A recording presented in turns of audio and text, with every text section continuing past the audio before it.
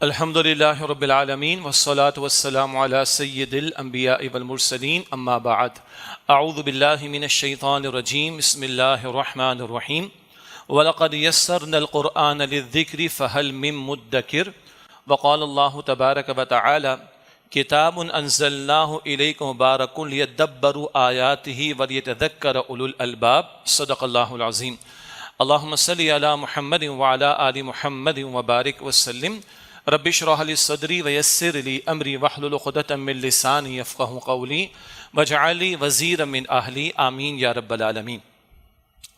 ماہ رمضان کے بعد یہ پہلا آپ یوں کہیے کہ جمعے کا خطاب ہے، اور عام طور پر اس حوالے سے کلام ہوتا ہے کہ رمضان کے بعد کرنے کے کام، تو ایک ہی کرنے کے کام کی طرف توجہ دلانا مقصود ہے، گو کہ گزشتہ جمعے کے خطاب کے ذیل میں اور عید الفطر کے خطاب کے ذیل میں تو کافی کلام ہوا تھا۔ البتہ آج جو گفتگو کرنا مقصود ہے وہ سادہ انداز میں قرآن حکیم کے فہم یعنی قرآن حکیم کے سمجھنے کے حوالے سے کچھ تجربات انفرادی سطح سے لے کر اجتماعی سطح اور اجتماعی سطح سے آگے بڑھ کر ریاستی سطح کے ہیں، جو گاہے بگاہے گفتگو میں آتے رہے ہیں۔ البتہ ایک ہی نشست میں ان کو مختصر انداز میں بیان کر کے قرآن حکیم کے سیکھنے سکھانے اور سمجھنے سمجھانے کی طرف توجہ دلانے کی اس وقت کوشش کی جا رہی ہے۔ غالباً 4-5 سال پہلے اسی قرآن اکیڈمی کراچی کی اس مسجد میں ماہانہ درس قرآن کے سلسلے کے دوران میں ایک مرتبہ اس موضوع پر کلام ہوا تھا، اور وہ موضوع تھا قرآن حکیم سے تعلق چند عملی تجربات۔ تو یہ موضوع یوٹیوب پر بھی دستیاب ہے، اور کبھی کبھی ایسا بھی ہوتا ہے کہ مقرر کو کسی خطاب کی تیاری کے لیے اپنے ہی کسی درس کو یا تقریر کو سن لینے سے فائدہ ہو جاتا ہے۔ تو وہ تو 4-5 سال پرانا ہے، تھوڑا میں بھی سنتا ہوا آیا تھا اس کو، تو وہ گھنٹے بھر کا درس ہے۔ جن ساتھیوں کو زیادہ تفصیل درکار ہو وہ یوٹیوب سے دستیاب ہو جائے گا۔ اس کا عنوان یہی ہے، قرآن حکیم سے تعلق اور چند عملی تجربات۔ تو اس میں 8 باتیں میں نے بیان کی تھیں، انہی کا خلاصہ یہاں پر بیان کرنا مقصود ہے۔ اور اس وقت اس بیان کرنے کا مقصود یہ اس لیے ہے کہ ماہ رمضان کی گفتگو کے دوران میں ہم نے بات سمجھی کہ رمضان جو سجایا گیا تھا وہ قرآن حکیم کے لیے، البتہ ماہ رمضان کے چلے جانے کے بعد رمضان کا تحفہ قرآن حکیم ہمارے پاس ہے، اب وہ کھلا رہنا چاہیے، بند نہ ہو جائے۔ اللہ تعالی ہمیں توفیق دے۔ فرض نمازیں بھی ہیں، دیگر فرائض پر عمل بھی ہے، اور حرام اور ممنوعات سے بچنے کا عمل بھی جاری رہے، یہی روزے کی مشق اور روزے کا بڑا حاصل تھا۔ البتہ قرآن سے تعلق تو پوری زندگی کا ہے۔ اللہ تعالیٰ نے جو نظام ہمیں عطا کیا، یہ ایک ایسا سلیبس ہے کہ 6 برس کا بچہ بھی نماز میں کھڑا ہوگا تو قرآن پڑھے گا، سنے گا۔ 100 برس کا بوڑھا بھی قرآن سنے گا، پڑھے گا نماز میں۔ پاکستان کا ہو، امریکہ کا ہو، بنگلہ دیش کا ہو، یورپ کا ہو، افریقہ کا ہو، کہیں کا بھی ہو، عالم دین ہو، عام مسلمان ہو، قرآن کی تلاوت کرے گا یا سنے گا۔ یہ وہ ایسا سلیبس ہے جو دن میں 5 مرتبہ اللہ نے فرض قرار دے دی ہے۔ قرآن حکیم کی نماز کے علاوہ ہم تلاوت کریں، یہ نفل عمل ہے، مطلوب ہے، لیکن جب قرآن حکیم نماز میں کھڑے ہو جائیں تو اس کی تلاوت کرنا فرض ہو جاتا ہے۔ اور اللہ چاہتا ہے فجر میں قرآن، ظہر میں قرآن، عصر میں قرآن، مغرب میں قرآن، عشاء میں قرآن۔ فرض نمازوں کے علاوہ نوافل ادا کرے، اس میں جب نوافل شروع کر لیے تو تلاوت کرنا فرض ہو جائے گا۔ اللہ نے اس قرآن کو فرض قرار دیا ہے، لیکن صرف اس کی تلاوت مطلوب نہیں، اس کا فہم، اس پر غور و فکر کرنا بھی ضروری ہے۔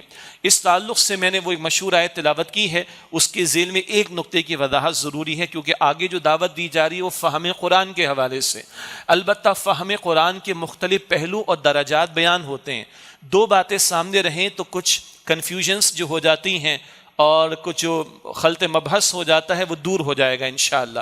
قرآن حکیم کی مشہور آیت ہے جو 4 مرتبہ ایک ہی صورت میں دہرائی گئی، سورۃ القمر کی آیت نمبر 17 ہے، آیت نمبر 22 ہے، آیت نمبر 32 ہے، آیت نمبر 40 ہے۔ ایک ہی آیت 4 مرتبہ دہرائی گئی، وَلَقَدْ يَسَّرْنَا الْقُرْآنَ لِلذِّكْرِ فَهَلْ مِن مُدَّكِرٍ۔ اور یقیناً ذکر کے لیے ایک مراد یاد دہانی، ہم نے اس قرآن حکیم کو آسان کر دیا۔ ایک مراد نصیحت کے لیے، یاد دہانی کے لیے اللہ تعالیٰ فرماتے اس قرآن کو ہم نے آسان کر دیا۔ فَهَلْ مِن مُدَّكِرٍ، تو کوئی ہے جو نصیحت حاصل کرنے والا ہو؟ تو یہاں قرآن نے لفظ ذکر استعمال کیا جس کا مفہوم نصیحت بھی ہے، جس کا مفہوم یاد دہانی بھی ہے، جس کا ایک مفہوم قرآن حکیم کا بنیادی پیغام بھی ہے۔ فہم قرآن کے دو درجات اگر الگ الگ ہم سمجھ لیں تو یہ جو کبھی کبھی کنفیوژن ہو جاتی ہے، کچھ باتیں مکس ہو جاتی ہیں، اس سے ہم بچ جائیں گے۔ سورہ صاد کی آیت نمبر 29، سورہ صاد آیت نمبر 29 میں اللہ تعالیٰ نے فرمایا کتاب انزلناہ الیک مبارک لیدبروا آیاتہ ولیتذکر اولو الالباب۔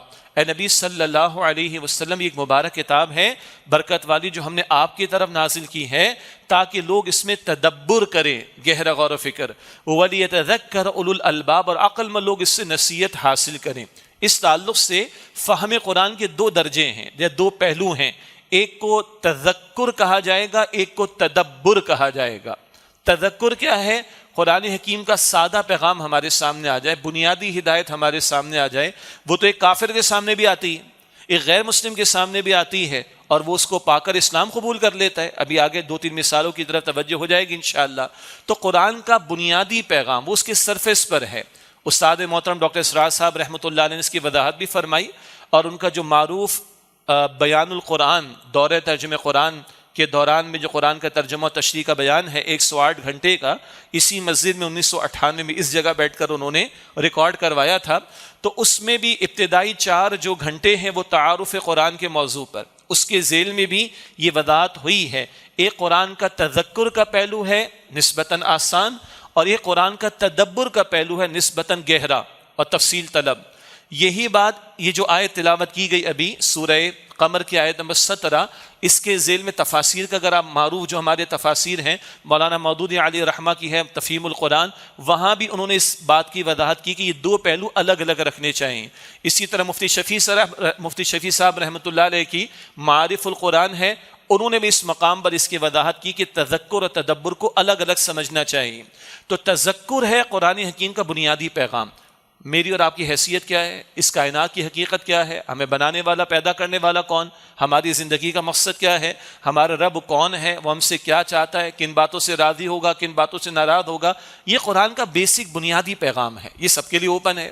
لیکن ایک ہے قرآن کا تدبر والا پہلو، گہرائی میں غور و فکر کرنا، ایک ایک آیت کے ایک ایک لفظ پر غور و فکر کرنا، عربی اسلوب کے اعتبار سے کلام کرنا، فصاحت و بلاغت کے اعتبار سے کلام کرنا، پھر اس کی گہرائی میں اترنا، پھر عہد حاضر کے دور جدید کے مسائل کے لیے قرآن حکیم سے رہنمائی لینا، فقہی مسائل ہیں ان کی تفصیلات معلوم کرنا، نئے مسائل سامنے آ جائیں گے تو اس کا حل تلاش کرنا، وغیرہ وغیرہ۔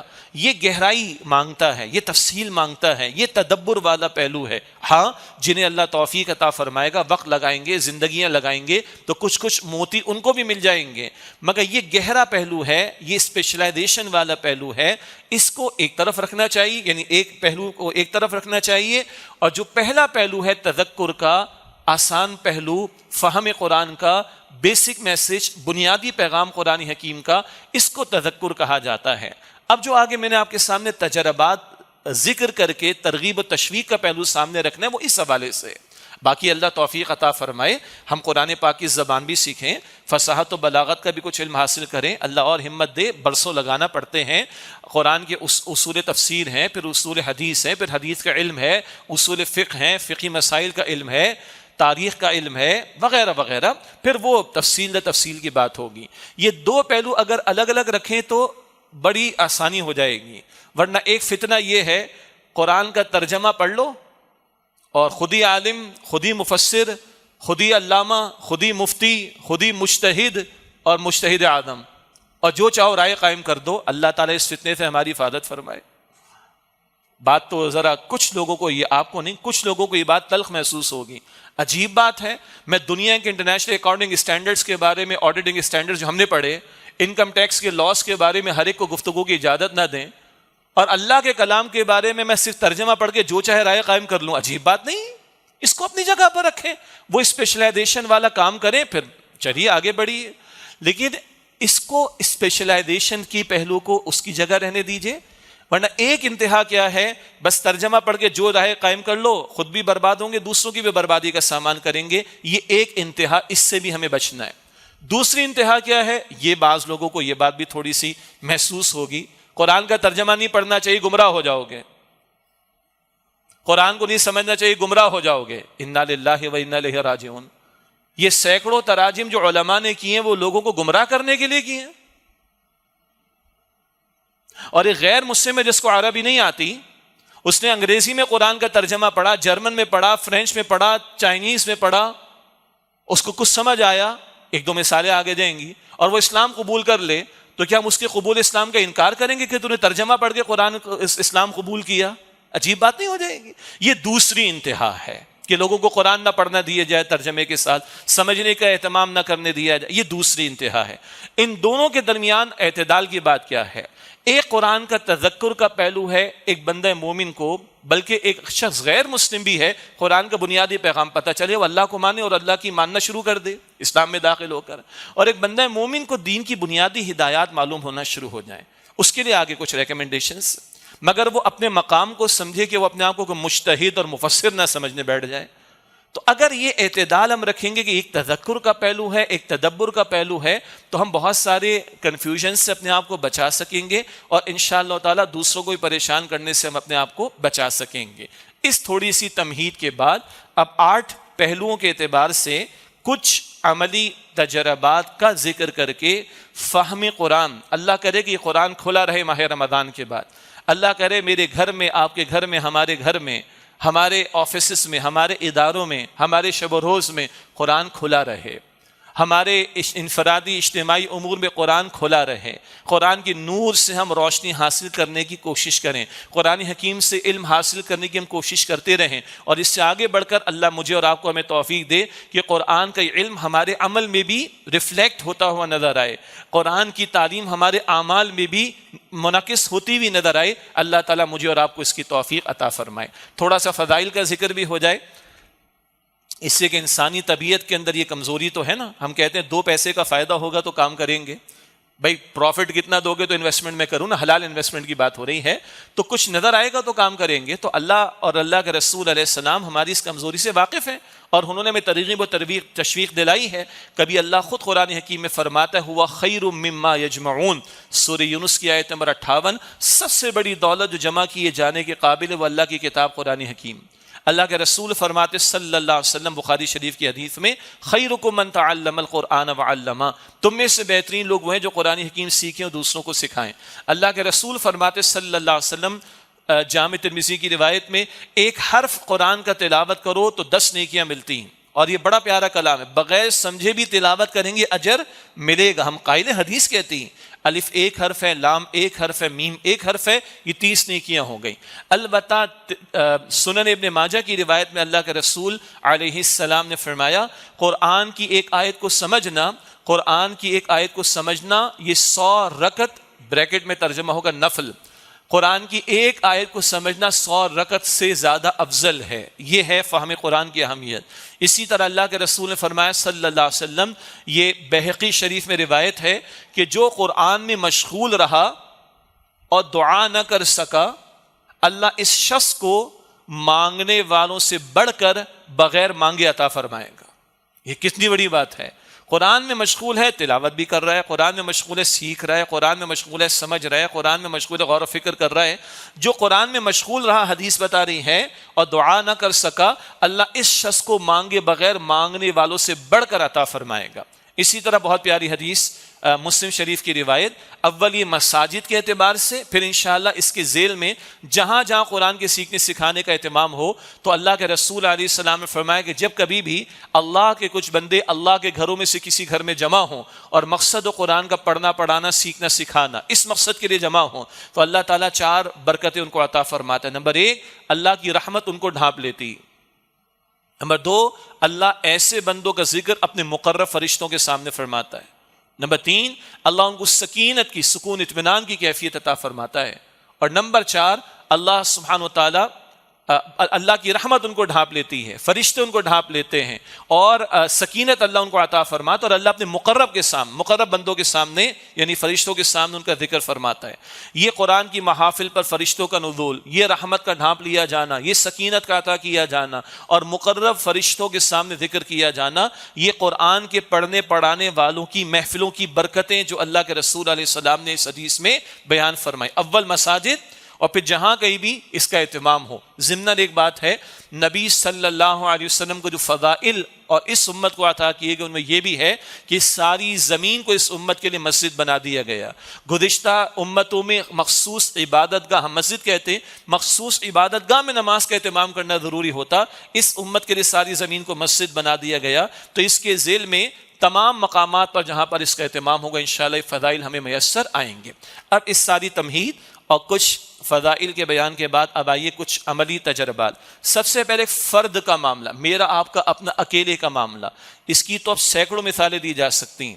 اگر غیر مسلموں کی بات کریں تو بہترین مثالیں ان لوگوں کی ہیں کہ جو غیر مسلم تھے اور انہوں نے اسلام قبول کیا۔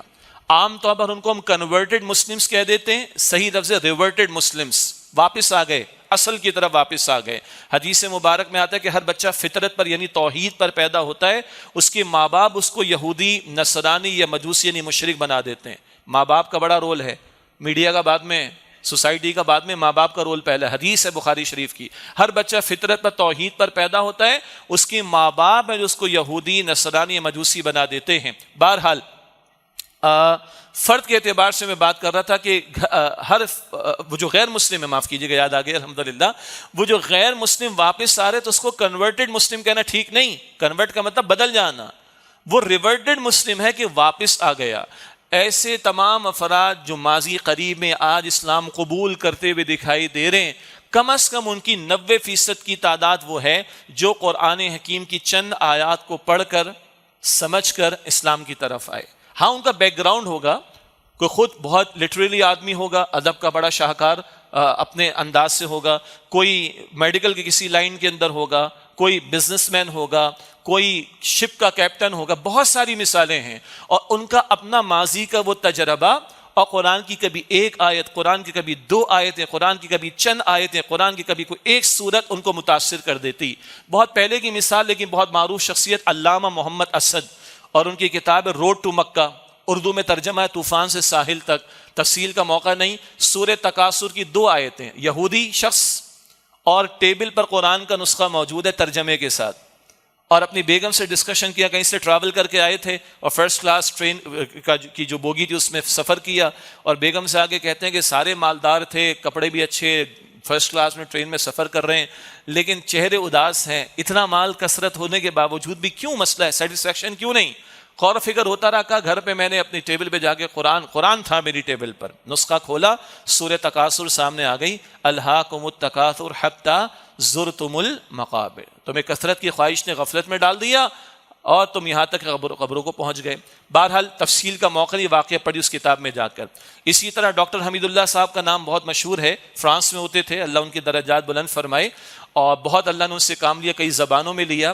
ایک میوزیشین ان کے پاس آ گیا اور اس نے کہا کہ میرا میوزک کا پیچھے تجربہ ہے اور میں قرآن کو پڑھتا ہوں، سنتا ہوں۔ سورہ نصر پہ وہ اٹک گیا، تفصیلی واقع کتابوں میں آپ دیکھ لیجئے گا، تو ڈاکٹر حمید اللہ مرحوم نے اس کا ایک جواب اس کو دیا، تو لٹرلی اس شخص نے، ڈاکٹر حمید اللہ کہتے ہیں، مجھے اپنے گود میں گویا کہ اٹھا کے جھومنا شروع کر دیا کہ مجھے صحیح جواب مل گیا۔ مجھ سے زیادہ قرآن کے صوتی آہنگ کو کوئی اپریشیٹ نہیں کر سکتا، کیونکہ میں میوزک کو جانتا ہوں۔ قرآن اس معنی میں میوزک نہیں، لیکن قرآن کا اپنا صوتی آہنگ ہے۔ مجھے اجازت دیجیے گا، قرآن عربی میں لفظ حدیث میں غنا آتا ہے، عربی میں انگلش میں کہیں گے ڈیوائن میوزک ہے قرآن حکیم کے اندر، اس نے اس میوزیشین کو جو ہے وہ اپیل کیا۔ ایک شخص نے عربی میں غالباً پی ایچ ڈی کر لی، نان عربک تھا، تو اس کے کچھ اسٹوڈنٹ تھے عرب، تو انہوں نے کہا کہ سر آپ نے بہت عربی پڑھی، ذرا آپ لکھیں کہ جہنم بہت ہی بری ہے، بہت وسیع ہے، اس کے اندر وسعت ہی وسعت اور عذاب بہت ہے۔ اس سے بہت سارے الفاظ لکھ دیے، اور اس کے بعد ان عرب اسٹوڈنٹ سے کہا سورہ قوف کی آیت پڑھو، یوم نقول لجہنم هل امتلأت وتقول هل من مزید، ہم جہنم سے کہیں گے تو بھر گئی ہے، تو وہ جہنم کہے گی اور بھی ہے، تو اللہ ڈال دے اس کے اندر۔ وہ دنگ رہ گیا، وہ کہتا ہے کہ یہ کسی انسان کا کلام نہیں ہو سکتا۔ یہ تو 2-3 مثالیں میں نے آپ کو دیں، ورنہ ماشاءاللہ ینگسٹرز بھی محفل کے اندر ہیں، آپ سمپلی ٹچ کریں آ کے اسکرین کو اور جا کے ریورٹڈ مسلمز کی سٹوریز کو پڑھیں۔ وہ غیر مسلم ان کو قرآن کی 2-4 چند آیات جو ہیں وہ اپیل کرتی ہیں۔ تو ہم تو پیدائشی مسلمان ہیں، قرآن کے 10 نسخے ہمارے گھروں میں ہیں، یہ قرآن ہمارے زندگیوں میں انقلاب نہیں برپا کر دے گا؟ اسی طرح اس معاشرے میں جس میں آپ اور میں جی رہے ہیں، آگے جو میں عرض کر رہا ہوں آگے باتیں اور بھی آ جائیں گی، کتنے افراد کو ذاتی طور پر میں، ہمارے مدرسین ساتھی بھی یہاں پر موجود ہیں، ہم جانتے ہیں کہ قرآن کریم کی محافل کی وجہ سے اللہ نے ان کی زندگیاں بدل دی، الحمدللہ رب العالمین۔ تو افراد کے اعتبار سے چاہے غیر مسلموں کی مثالیں دیکھ لیں یا ہم اپنے اس ماحول کے اعتبار سے بہت سے حضرات کی زندگیوں کو بدلتا ہوا دیکھیں گے تو آپ غور کریں گے کہ قرآن حکیم سے ان کا تعلق قائم ہوا۔ اور بھی ذرائع ہو سکتے ہیں، میں اس کی نفی نہیں کرتا، لیکن بہت بڑا ذریعہ خود یہ قرآن حکیم بنتا ہے۔ تو افراد کے اعتبار سے میں بھی اور آپ بھی ہیں، ہم غور کریں کہ ہم اپنے اوقات میں قرآن کو کیسے شامل کر سکتے ہیں، اس کے لیے آگے کچھ تجاویز اور آ جائیں گے انشاءاللہ تعالی۔ تو فرد کی سطح پر افراد کے لیے، انفرادی سطح پر افراد کے لیے، حضرات کے لیے، خواتین کے لیے، ینگسٹرز کے لیے بہت کچھ دستیاب ہے، اس کا کچھ ذکر آگے آ جائے گا۔ نمبر 2، گھر کی سطح پر ہم سب چاہتے ہیں ہمارے گھرانے اچھے ہوں، اول تو فکر بھی ہے کہ نہیں؟ ہم سب چاہتے ہیں کہ ہمارے گھرانے جنتی ہوں، تو فکر ہے بھی کہ نہیں؟ تو اب ہے، موقع ہے ہمارے پاس، مہلت تو کسی وقت بھی ختم ہو سکتی ہے۔ ہم لوگوں کے جنازے پڑھتے ہیں، کل ہمارا جنازہ پڑھا جائے گا تو کل ہم کہاں ہوں گے؟ ہماری فیملی کدھر ہوگی؟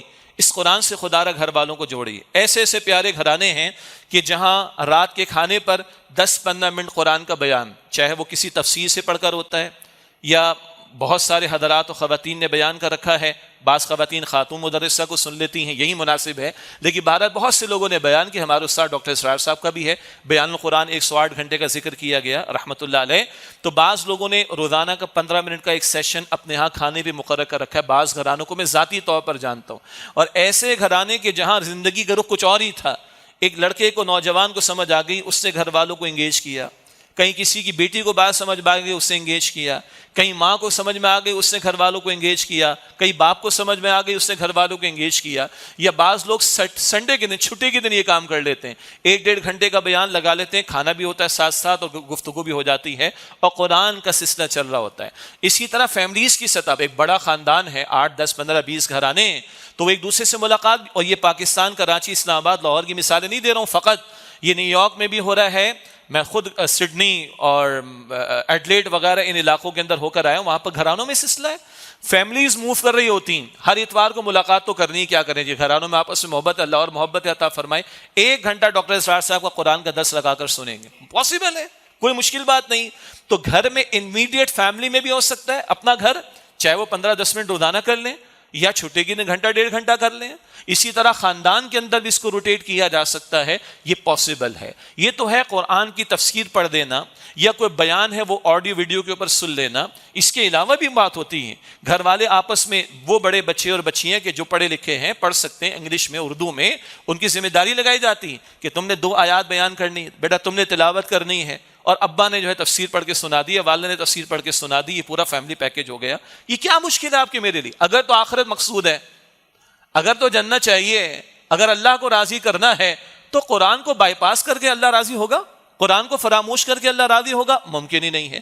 یہ مطلب اس نقطے پر میں بہت ساری مثالیں دے سکتا ہوں، لیکن صرف اشارہ میں آپ کو دے رہا ہوں، ورنہ تو یہ ایک ہی نقطہ ایسا ہے کہ کیسے کیسی مثالیں گھرانوں کے اندر موجود ہیں۔ آگے چلیں، تیسری سطح وہ ہے مساجد، اور مساجد بہرحال بڑی نعمت ہے اللہ تعالیٰ کی، اور بالخصوص جمعے کا دن، یہ تو کروڑوں مسلمان بغیر کسی ایڈورٹیزمنٹ کے، بغیر کسی اناؤنسمنٹ کے، بغیر کسی اعلان کے آ رہے ہیں۔ اور اللہ کے پیغمبر علیہ السلام کا جمعے کا خطبہ کیا تھا؟ کان یقرأ القرآن ویذکر الناس، اللہ کے نبی قرآن پڑھتے، قرآن کے ذریعے لوگوں کو تذکیر فرماتے۔ خود ہم نے بھی ترتیب رکھی ماضی میں، آئندہ بھی رکھیں گے انشاءاللہ، کچھ اور مدرسین ہمارے ساتھی، کچھ علماء، کچھ خطباء نے یہ کیا کہ جمعے میں سلسلے وار قرآن کا مطالعہ چل رہا ہے، الحمد سے والناس تک چل رہا ہے، برسوں لگ جاتے ہیں۔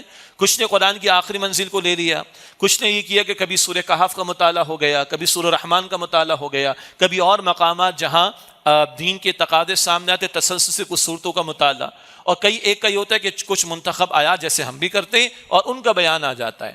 یہ تو بلا مبالغہ کروڑوں مسلمان مسجدوں میں آتا ہے، اتنا بڑا پلیٹ فارم اویلیبل ہے۔ یہ تو ہے جمعے کا معاملہ۔ اس کے علاوہ مساجد دستیاب ہیں الحمدللہ۔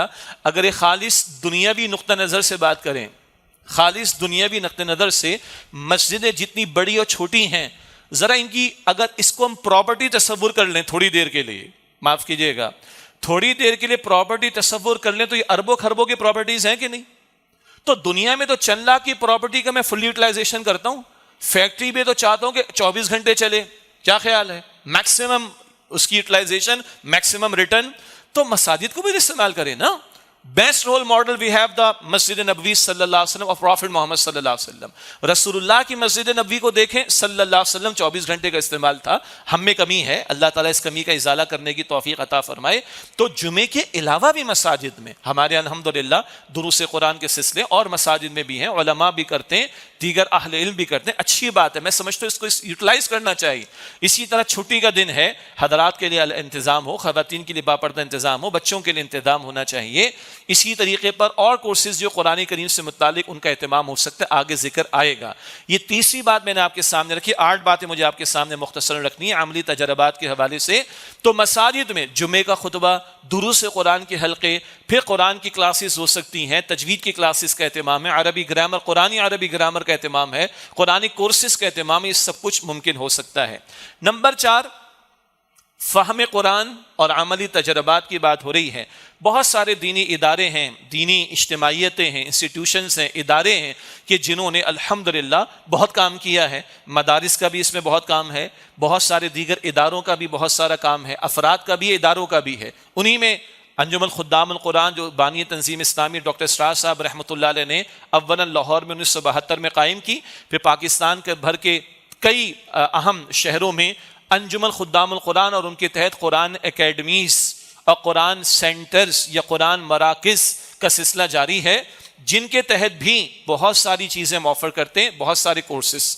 ایک سب سے بڑا کورس تو رجوع القرآن کورس ہے، جو خود ڈاکٹر اسرار صاحب رحمۃ اللہ علیہ نے ارلی 80s میں شروع کیا، اور پاکستان کے کئی شہروں میں ہمارا تنظیم کا مرکز ہے لاہور میں، وہاں بھی ہم اس کو آفر کر رہے ہیں۔ آئندہ ہفتے سے وہ شروع ہو جائے گا، یعنی آئندہ پیر کے دن سے انشاءاللہ تعالی۔ تفصیلات ہماری ویب سائٹس پر موجود ہیں۔ اسی طرح یہاں ہم قرآن اکیڈمی کراچی کی مسجد میں بیٹھے ہیں، کراچی میں 4 مقامات پر، حیدرآباد میں 1 مقام پر، اور کچھ اور شہروں میں، وہ تفصیلات مل جائیں گی۔ تو صبح کے اوقات میں بھی کورسز ہیں، خاص طور پر ان لوگوں کے لیے جو اپنی دنیاوی تعلیم کسی درجے میں مکمل کر چکے۔ اب آؤ بھائی 9-10 مہینے لگاؤ اور دین کا بنیادی علم، قرآن کا بنیادی علم حاصل کر کے باعمل مسلمان بھی بننے کی کوشش کریں، اور دین کی دعوت اور دین کی اقامت کی جد و جہد کا کام بھی کریں۔ یہ کورسز اویلیبل ہیں، اور اب تو آن لائن بھی آفر کر دی ہے۔ بڑی دلچسپ بات ہوئی کہ پچھلے سال UK سے کچھ لوگوں نے آن لائن بیٹھ کر وہ کورس اٹینڈ کیا الحمدللہ۔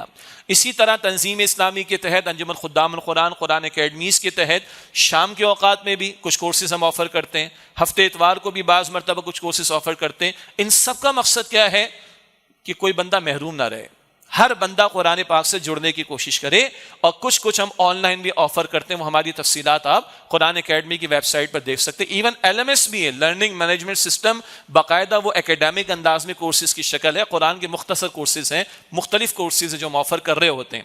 یہ چوتھی بات تھی، دینی ادارے بہت سارے، اللہ تعالیٰ سب کی محنت قبول کرے، اور دینی مدارس بھی ہیں، ادارے بھی ہیں، تنظیم اسلامی بھی کوشش کر رہی ہے، انجمن خدام القرآن قرآن اکیڈمیز کے تحت بھی یہ قرآن حکیم سے جوڑنا اور قرآن کا بنیادی پیغام عوام الناس میں پہنچے، اس کی کوشش ہم کر رہے ہیں۔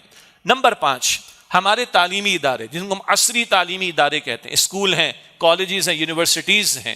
عام طور پر تصور نہیں ہے مگر مثالیں ہیں، عملی تجربات ہیں۔ میں خود ذاتی طور پر واقف ہوں، ڈیلیور بھی کرتا رہا ہوں، ہمارے بہت سارے ڈیلیور کرتے رہے ساتھی الحمدللہ۔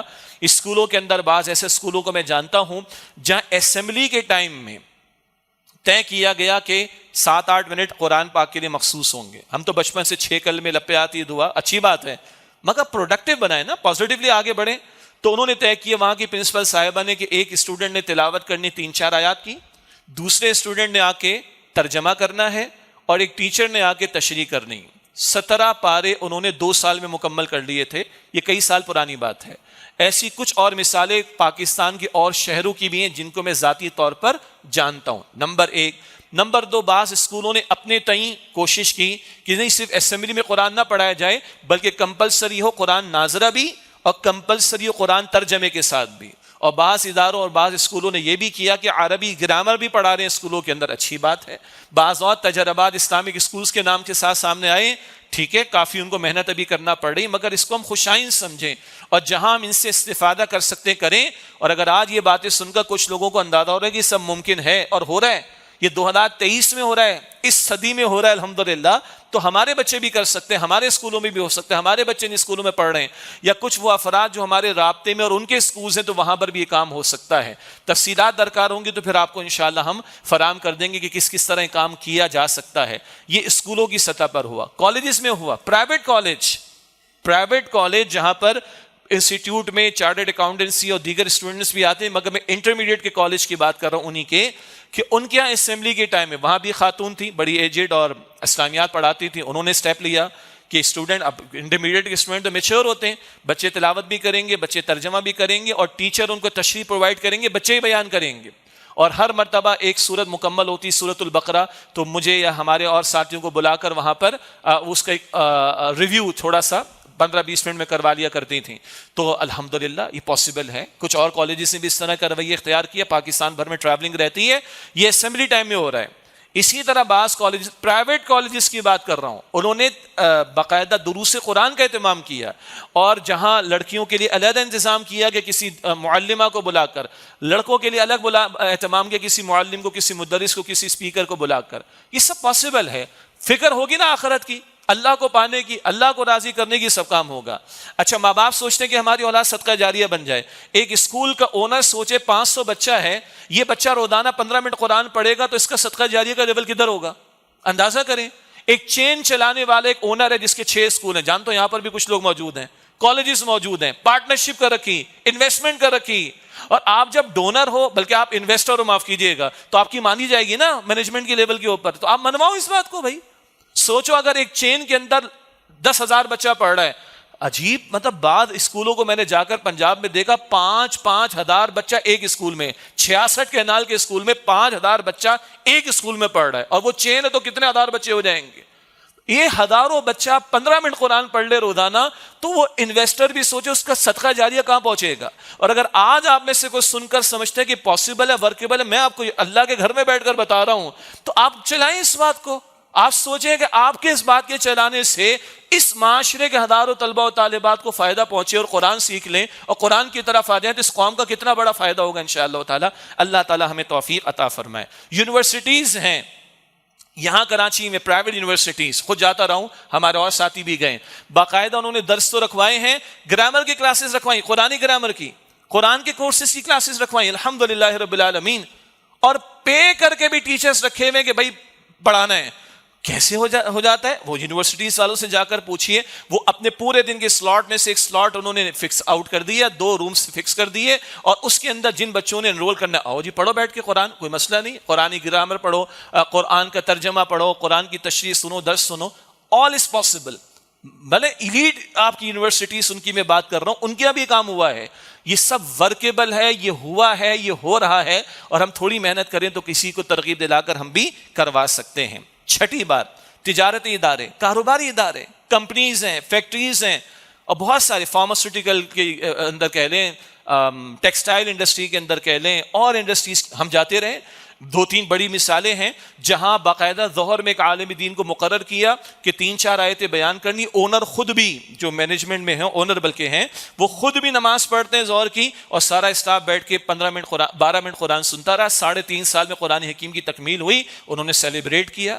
ایک اور ٹریڈنگ کمپنی ہے، ان کے ہاں 3 مرتبہ 10 سال میں قرآن کریم کی تکمیل ہوئی، اور جمعے کو 3 سے 6 انہوں نے وقت مقرر کیا تھا، اور ان کا سارا فیلڈ اسٹاف وہاں ہیڈ آفس آتا تھا، چائے بھی پلاتے تھے، پیزا بھی کھلاتے تھے، اور اونر خود بھی بیٹھتا تھا. 10 سال میں 3 مرتبہ قرآن پاک کی تکمیل ہوئی. اور اونر کا کہنا یہ تھا، اسٹاف کے لوگوں کا کہنا یہ تھا کہ ہمارے اندر تبدیلی آئی. الحمدللہ رب العالمین. سب پاسبل ہے.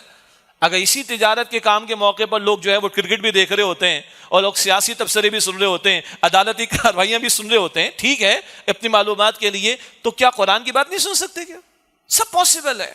اسی طرح میں ان لوگوں کو جانتا ہوں کہ جن کو اپنی کمپنی میں 9 سے 5 میں اجازت نہیں ملی، نہیں بھائی تو ہم تمہیں تنخواہ دیتے ہیں، تو ان اللہ کے بندوں نے 8:45 سے 9 یہ اجازت دے کے ایک روم ہمیں الاؤ کر دیں، وہ ٹھیک ہے، 8:45 سے لے کر 8:59 تک درس قرآن کا سلسلہ شروع کیا، 2.5 سال میں قرآن کی تکمیل ہو گئی۔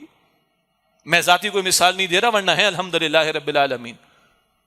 آڈٹ ٹرینیز تھے، آڈٹ فرم تو اجازت نہیں دے گی نا، لیکن 8:30 بجے ان کا ان ٹائم تھا، تو 8:15 سے لے کے 8:27 تک وہ ایک مسجد جو کہ مصلی ہوتا ہے اس میں بیٹھ کر انہوں نے قرآن کے درس کا سلسلہ شروع کیا، سلسلہ چل پڑا۔ Where there is a will, there is a way۔ یہ ساری مثالیں اس 21ویں صدی کی میں آپ کے سامنے بیان کر رہا ہوں۔ 7ویں بات وہ ہے میڈیا، اور media front line satellite channels بھی ہیں، اور اب تو سوشل میڈیا۔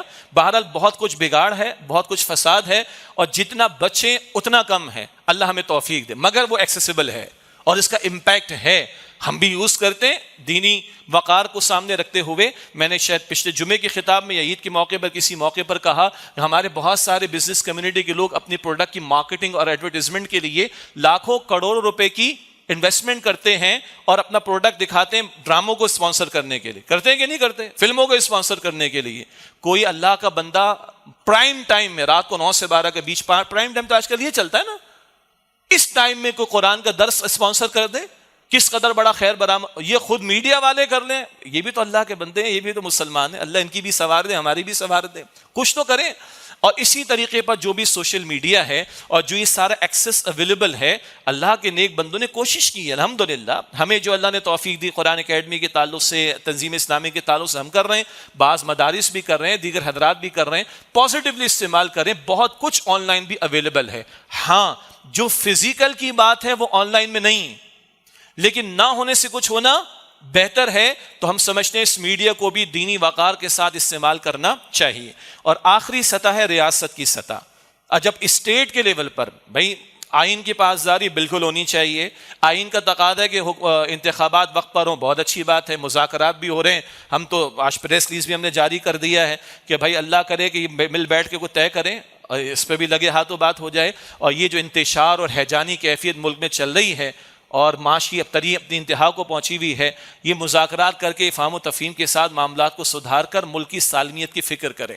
باقی سچی بات یہ ہے کہ ہم معاش کی سطح پر، سیاسی سطح پر، مذہبی سطح پر انتہائی ابتری کا شکار کیوں؟ یہ سزا ہے ہماری۔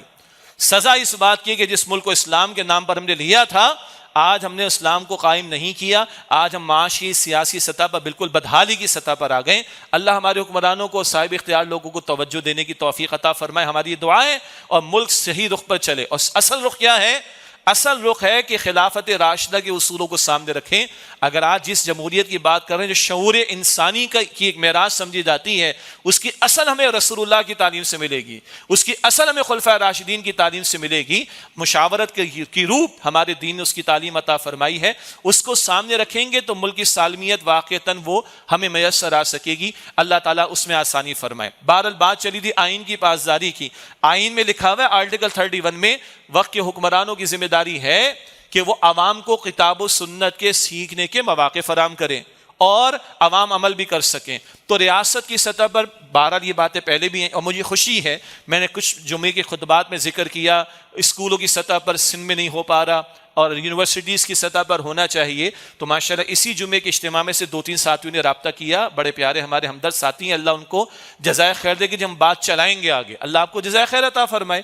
ہمارا مقصد تو ہے کہ 5-5.5 کروڑ بچہ اسکولوں میں، 1.5 کروڑ اسکولوں سے باہر ہے، لاکھوں یونیورسٹیز میں ہیں، یہ 7-8-9 کروڑ 60% پلس پاپولیشن یوتھ جو ہماری قرآن سے گزر جائے، کتنا اچھا کام ہوگا۔ تو وہ ریاست کی سطح پر پہلے میں ذکر کر چکا ہوں، ایک متفق علیہ ترجمہ بھی موجود ہے، ایسا نصاب تمام مکاتب فکر کے علماء کا اتفاق ہے۔ اللہ کرے کہ اس پروسیس آگے بڑھے اور واقعتاً وہ اپنی روح کے ساتھ آگے چلے۔ اب یہ سوال بھی ختم، بھائی ریاستی سطح پر جب ترجمہ پڑھائیں گے تو کوئی اسکول یا ادارہ دیوبندیوں کا، بریلویوں کا، اہل حدیث کا، شیعہ کا، سنی کا نہیں ہوتا۔ تو بہت اچھا سوال ہے، جواب آ چکا ہے کہ سب کا اتفاق ہو چکا ہے قرآن کے ایسے نصاب پر، پہلے ہم گفتگو کر چکے ہیں۔ اللہ کرے کہ اس کی امپلیمنٹیشن ہو۔ تو کس سطح سے ہم نے بات شروع کی؟ فرد، گھر، مسجد، ادارے، دینی ادارے، تعلیمی ادارے، کارپوریٹ سیکٹر، تجارتی ادارے، میڈیا اور ریاست، ان ساری سطحوں سے اگر یہ قرآن کی بات چلنا شروع ہو جائے تو آپ سوچئے کہ پیارا پاکستان اور کتنا پیارا ہو جائے. ہے تو بڑا پیارا، بدحال ہوا ہوا ہے ابھی، یہ بہت پیارا ہو جائے گا، ہم بہت اچھے ہو جائیں گے. اللہ تعالیٰ مجھے اور آپ کو قرآن پاک سے تعلق کی مضبوطی اور فہم قرآن کے حوالے سے کل نہیں آج سے آگے بڑھنے کی توفیق عطا فرمائے. آمین یا رب العالمین. وآخر دعوانا ان الحمد للہ رب العالمین.